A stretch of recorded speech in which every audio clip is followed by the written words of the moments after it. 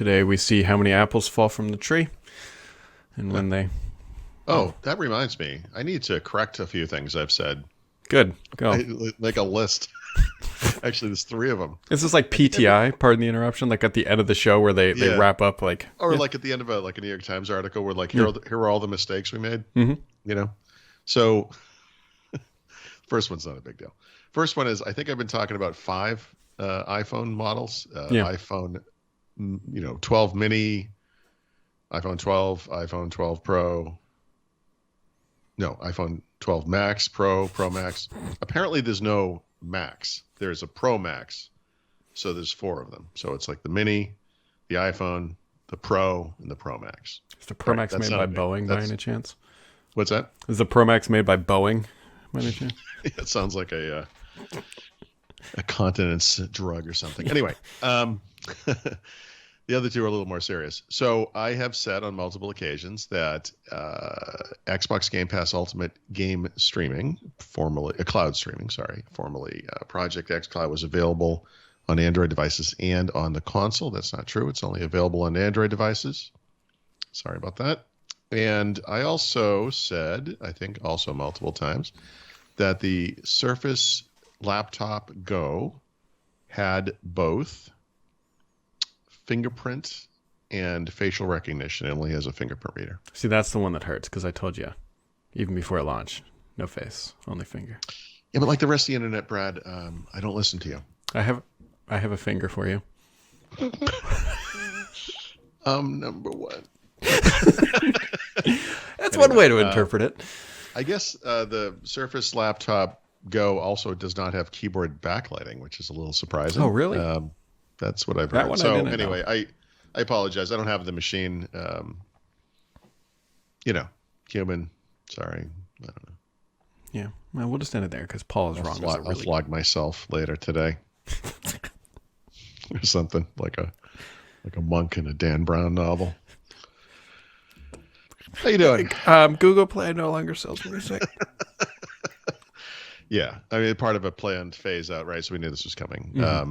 The problem here is, for people like me, especially like whoever maybe older, let's say, and have existing music collections and have found that a lot of the music I own is not, in fact, in the services. Mm-hmm. Going to a purely streaming-based service like Spotify or like YouTube Music now, not 100%, I'm sorry, with an asterisk, is a little difficult. So YouTube Music does allow you to upload your own music.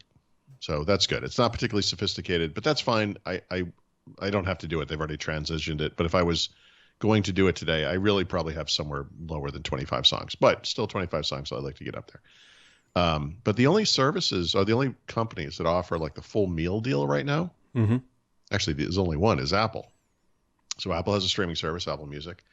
Apple has a music purchase capability through iTunes, right? You can buy music. And they also have an uploading service called iTunes Match. And so they're literally the only one left, of the big players. Amazon used to do all that stuff, and now they sell music and they offer streaming, but they don't offer uploading, which is tragic. Google has a slightly different matrix where they offer uploading and have a streaming service, but they don't offer purchases. So it's just, that's the world we live in. So there you go. Here we are. Yep. Not shockingly, PC sales have arisen on the 3rd day. Actually, it's third quarter. But... Wait, what? What are we talking about? On the 3rd day? What? Well, it was 3rd day, 3rd quarter, 3rd day. Oh, I see. Yeah. Anyways, not surprising there because people need PCs. Now, what this is going to happen here is in a year from now, when we're all back and life's normal, PC sales are going to fall off a cliff because everyone's probably buying much sooner than they likely anticipated. Yeah, I mean, the interesting thing is PC sales probably would have been higher if they could have had the PCs in stock, So I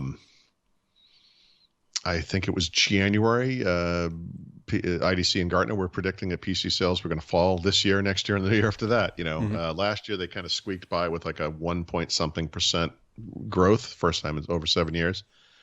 I don't remember actually there's probably nothing to report from the first quarter, but second quarter was up like 7.1%. I think this quarter was 8.4 average, between those two companies. So yeah, I think we're going to see a year of growth, like legit growth, not 1%, but some percent. I mean, It's good. The other interesting thing, which came out a couple of days ago, I don't know if you ever wrote about it or what, but I was reading some of the potential, like, there's this big talk of like breaking up tech or whatever. But the interesting one that only really made sense to me is that they've looked at Google and they said, what if we made them break out the browser and they made Chrome a separate company? Yeah. I didn't write about that explicitly. I did write about the proposed outcomes, right? And I never saw. I guess I didn't see that very specifically. So after writing about the potential, like the complaints against each of those four companies, and the potential outcomes, which do include what they call structural relief, like breaking up a company. Someone asked me Friday, what if you were going to break up Google, how would you do it? And I fall back on the Microsoft experience. Like, what was the goal there, right? When because you remember the judge was going to break up Microsoft. What's the point? And the point is you want to separate the offending products from each other, the dominant product and the thing that's riding on its coattails illegally. It's tough with Google because Google has a monopoly in search, but search by itself doesn't generate any income, although, by the way, it could. Well, that's not strictly true. Obviously, it doesn't matter. Anyway, most of their income comes from ads. So it is the combination of advertising and search that gives Google its dominance, and it's allowed it to enter all these other markets in the same way that the iPhone acts as a subsidizes everything else Apple does. Google search plus advertising subsidizes everything else Google does. So it's, to me, I guess there's a couple of different ways you can look at it, but I think you have to separate search from advertising, for one thing. And then, so ultimately what you're talking about is separating advertising. Yeah, which that would be tough because that would sink the whole battleship effectively. It's crazy. Look, G Suite or whatever they're calling it now, and some of other of Google's business-related services could exist as they'd be pretty small, comparatively speaking. There's also that notion of, I don't know what you call this, but when you go back and you take away an acquisition, right? So with Facebook, they talk about taking away Instagram and or WhatsApp. Okay. Could we go back and take DoubleClick away from Google? I would say no. It's been there for too long. It's too integrated. It's too whatever. So I don't. So what would so maybe you can explain. I saw. I don't fully know how it would. Like, what would that do? Like, what would be the? So I think it would open up the door. We all know how it would play out. They would effectively become like the Firefox of whatever, Chrome, right? That's their new business model. Now, granted, that's a really small thing, but I guess it could potentially open up the door to, different models of trying to monetize. And the Google search engine would have to pay to be on it. Yeah, that's what it would be. Now, we all know that Google would win that battle because they would pay probably $1 billion to be, if not even more, to be the default. On the iPhone? What do they pay to be on Firefox, which has a really small share now? Yep. That's okay. So I guess I'm stepping through this in real time. I apologize, but it's an interesting idea because you could make the argument that on desktop at least, and actually on mobile too, Chrome is the vehicle by which Google collects your personal information and then sells it to advertisers. Right? So if there was an actual cost to that business, meaning they would have to pay to be on that, to play on that platform, like they have to pay to be on other browsers. That's interesting. The only other thing I could think of, and I have not vetted out how this could happen, would be allowing the user to decide which company gets to serve ads when they search. But I'm not, because that's like the closest thing I can think of, like to like the ballot box that they did with Microsoft. Is okay, you search on Google and then the ads that are presented give the user some choice over like who presents those. But I'm not quite sure how that one would play out. We need I think we're seeing the beginning of this in the EU, which you probably saw the story yesterday where they've created like a hit list of companies they're going to heavily regulate, which I find very interesting. Obviously, there's a lot of antitrust stuff happening here in the US as well, but I feel like we're on the verge of a dramatic change in this business model, that the ability that Google has today to haunt you online, basically, to silently track you everywhere you go.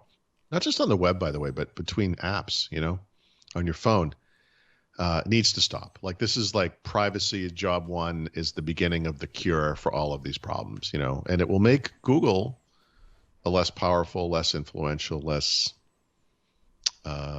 pervasive company, I think, as a result, a smaller company, right? I don't see how we unwind it, but I think just cutting that off. Google's earnings are whatever they are, and then they're going to go down here, and it will still be a big company. It will still survive. It'll be great. And we'll all be safe online for a change. It'll be nice. The other interesting way that they could go about this is one of the things that Google has done is they've completely destroyed the ad banner industry. They have totally just raced to the bottom and destroyed that whole market. I mean, if you look at it in perspective, like let's say a company has $1,000, they can come to our company and buy some display ads, or they can go to Google and put them on just about literally any website in the world for the same price. Exactly.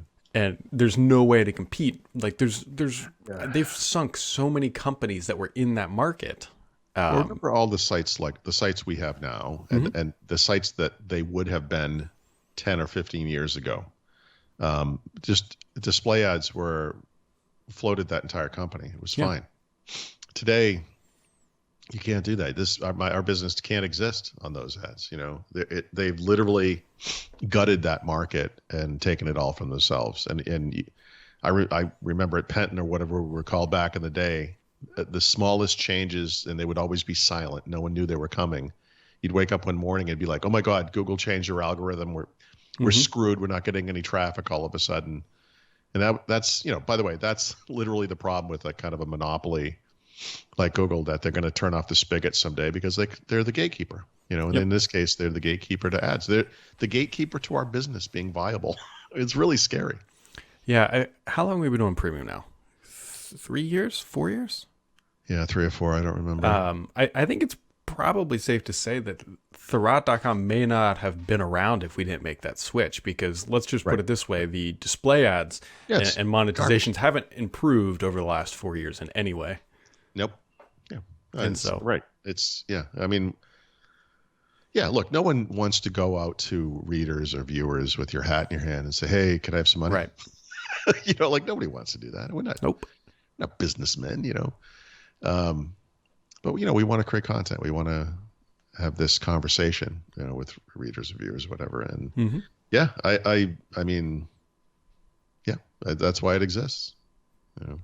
It's different ways. I mean, you see, I see this in my feed all the time. There'll be sites that have like get the free bundle on Adobe CC learning, blah, blah, blah. And what you have to do if you ever click on those things, which is how some sites try to make money, you have to give up all your personal information. That's the point. They want to get you on a list. Yep. Or buy, here's the Amazon product of the day. Please use our affiliate link so we make 5 cents or whatever. Yeah. And that's, I get it. I mean, I get it too. I don't blame them. Yep. No, we were all trying to survive. Yep. Anyway, so that's Google for you. Yeah. What has big tech done for me lately? Well, they do let me change the car color in Google Maps now. So, what's privacy really?